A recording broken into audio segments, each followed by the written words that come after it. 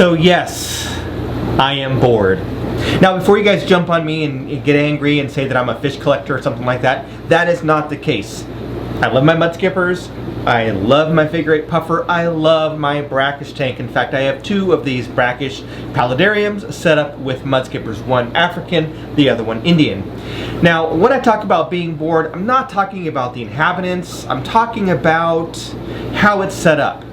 Hey fish friends, how's it going? Hope you're doing well. My name is Zenzo from Tazawa Tanks. So I am a little bit on the bored side. Now when I'm talking about bored, it's kind of like when you have a hobby like working on cars and you like to tinker on them. So I happen to like cars, and when I have a car, whether it's a new car, an old car, whatever it is, I want to like, what can I change on it? Can I, play with the brakes? Can I, put on a spoiler, etc. So I'm always looking at different things that I can do to that vehicle to just kind of personalize it and have some fun with it, just so that I stay engaged and I'm not bored. Well, that's kind of what's happening with me with my aquariums. That's why I've done some changes down here to really make them more enjoyable and to work on the decor. But the brackish paludarium is something that I've been kind of thinking about changing for some time, and I wanted to ask you guys what you thought. So one of the issues that I'm having with this tank is the amount of water area. So this is a 75-gallon paludarium. It was a 75-gallon tank, obviously, and it holds roughly about 35 or so gallons of water, but there's only about 25 gallons of swimming space. So that means that the figure 8 puffer that I have in there right now only has enough area to swim in as far as like a 25-gallon cube is concerned. So I am thinking about making a change and expanding the area where obviously where the puffer can swim, and then possibly getting some other fish to add to this tank that can live in the water portion. Now the other thing that I'm really concerned with is to make sure that there is plenty of land area for the African mud skippers. So I did some calculations, and currently there's about 400 square inches of area where the mud skippers can kind of sit and hang out outside of the water, although some of it is kind of in the water where they're just kind of like, their feet are wet, or their fins, they don't have feet, but their fins are wet, but their head is out of the water. And what I'm thinking about doing is completely knocking this, out, taking everything out of here and starting all over. So what does that look like? So basically what I want to do is I want to remove all of the sand in this big mound beach that I created, the island, everything, and take all the inhabitants out, put them in another tank to kind of hold while I completely reconstruct this tank. What I want to do is I want to do a 3D background. Now a lot of you know that I've built 3D backgrounds in the past. I used to have one in my Malawi tank upstairs, and I also have one in my Tanganyika tank currently. And I also made this island in this tank the same way, using expanding foam and sand. So my idea is to build a DIY kind of a rock background that spans the entire width and height of the tank, and then add a shelf in there, and that shelf is going to be constructed very much like the island, and it's going to stick out about 10 to 12 inches or so, and it's going to go the entire length of the tank. So the mud skippers would have an entire shelf that's basically 48 inches long by 10 to 12 inches out, maybe 9 inches, I haven't decided exactly. And that would give them lots of area to kind of hop around and be out of the water, but then also they could go in the water, which they do often, and swim around and hang out down there. Now while I'm interested in doing this project, and I do kind of want to tinker around with it, it is a big project if I end up doing it. Now there is a lot of sand in there. I've got the concrete blocks and the foam in there.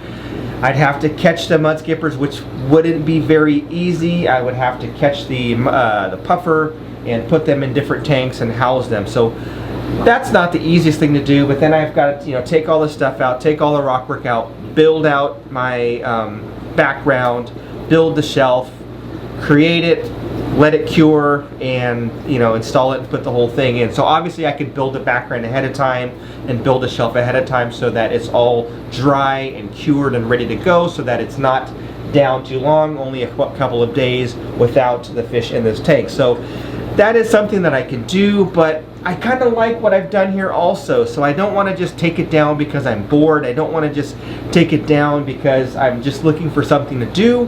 But I do think it would be very interesting. I could show you guys how to make these DIY backgrounds, which I've made them in the past, and I haven't really filmed them in the past. I did film the making of the island, but I didn't film how to make the background. So that might be something that I could do. But I don't want to really, you know, tear apart this beautiful paludarium scape that I've already created, and I know a lot of you like it. I want to ask you what you think I should do, and I'll put a link up here for you to vote on what you think I should do as far as keeping it or changing it. I mean, you can also comment down below as far as your thoughts. Now, it doesn't mean that if the vote goes one way or the other, that's what I'm going to do. I'm just curious to see what all of you think, and ultimately I'm going to decide as far as what I want to do. And if I do it, I'm probably going to do it sometime in the winter. I'll probably wait until December or something like that to, you know, get it all together. I'll definitely wait until after Thanksgiving. So I'll wait until December when I've just got a little bit more downtime and can work on this project. So anyway, don't forget to comment down below what you think of this. Do you think I should keep it the way it is? Keep the brackish paludarium the way it is and maybe just find something else to tinker with? Maybe do a better job of scaping the Oscar tank or working on my Congo Tetra tank or something else, some other project? Or do you think that I should go ahead and just scrap this whole thing and start all over and build the background that I've been thinking about doing and hopefully see that it, you know, hopefully that it goes well? So anyway, that is just what I wanted to share with you guys, and I wanted to get your opinions on it. Alright, so now let's read some comments from the last video, and we'll see if we can find something funny here. So the first one that I want to share with you guys is from Kay Balaz, and Kay Balaz wrote, "I laughed when you had to use your opposite hand to get your arm up to point at where your traps are. You have about the same flexibility as I do." So yes, the struggle is real. I'm not the most flexible person when it comes to my upper body because I do have a lot of muscle. So when I was pointing to my traps, I was probably like holding my arm up this way instead of just reaching and pointing here. I was having to like do one of these. So like, you know, for me to like scratch my back or anything, I have to use my other arm. So anyway, that was pretty funny. And the next question, or the last question, was from Cichlid Dan. And this one actually made me laugh out loud when I read this. And I read this today. And Cichlid Dan wrote, if water weighs 8.34 pounds per gallon, what's the max size full aquarium you could squat? 1 rep max. So, I actually did squats today, nowhere near 1 rep max though. I just stayed kind of lightweight and did some couple medium heavy sets at 405. So 1 rep max for me currently in knee sleeves would be 475. So 475 divided by 8.34 is 56.95 gallons, so 57 gallons. So basically I can squat a 55-gallon aquarium. Now, of course, we're not counting the weight of the aquarium. We're just talking about the water in the aquarium. So if we're talking about the weight of the aquarium, obviously it's gonna be a little bit less, but basically I could squat a 55-gallon plus aquarium on my back. And yeah, of course, you can't do that realistically because it's, you know, not static weight, be moving around, sloshing around, you die. But as far as weight is concerned, 57 gallons worth of water is what I can currently squat in sleeves. And if I were using knee wraps, then I would be able to go higher than that, obviously, because I can squat more in wraps. I could probably squeeze out a 505 squat, 505 pounds in wraps. So you can do the math. So anyway, that is all for the comments. One more thing I do want to talk about here quickly. You guys know Swisky, Jimmy from Aquarium Co-op's channel, the editor and videographer, etc. So Jimmy and I are friends. He's actually going to be coming here in a few weeks to stay at my house in this very room because there's a bed there, and he's going to be my guest for a couple days. But we were texting each other and I was talking to him about a camera. Now I like cameras, you guys know I like cameras. I've been kind of starting my new collection of cameras.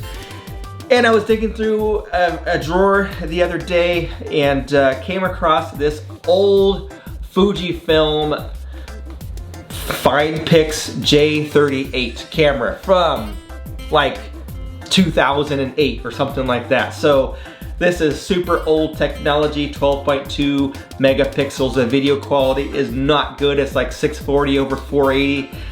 So he said, I dare you to film your next video using this. Well, I can't for a couple of reasons. One, the battery is junk. It's just old, it doesn't work. so I have to plug it in with a cord in order for it to have any power. I could order a battery from Amazon for like $7, but that would just be a waste of $7 to be honest with you. Maybe I'll do it, I don't know. But anyway, so he said, I dare you to film a video.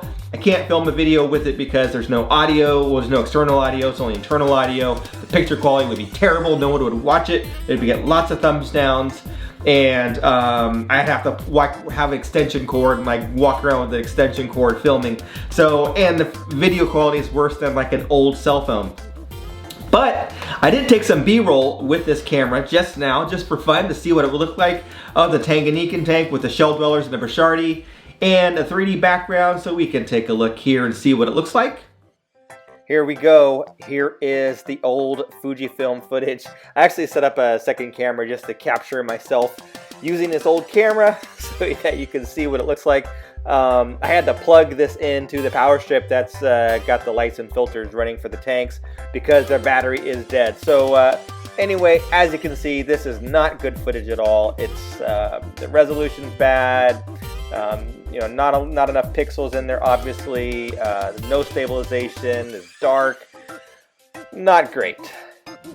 Well, as you can see, it was terrible. There was very low light. The sensor is just super tiny. I don't even know the sensor size, but obviously it's not letting in much light, so it was dark. It was kind of like an old cell phone that, you know, if you had like an old Windows cell phone or Trio or something like that back in the day, that's about the same video quality that's coming out of this thing. So anyway, that's all I had for now. Don't forget to hit that like button. Don't forget to subscribe to this channel if you have not done so already. And let's see here, get your t-shirts if you want a t-shirt. Don't forget to comment down below if you want to get red t-shirts in the future. And don't forget to vote back in the video as far as what you think I should do with the tank. And I think that's about it. Thanks for watching. Catch you on the next one.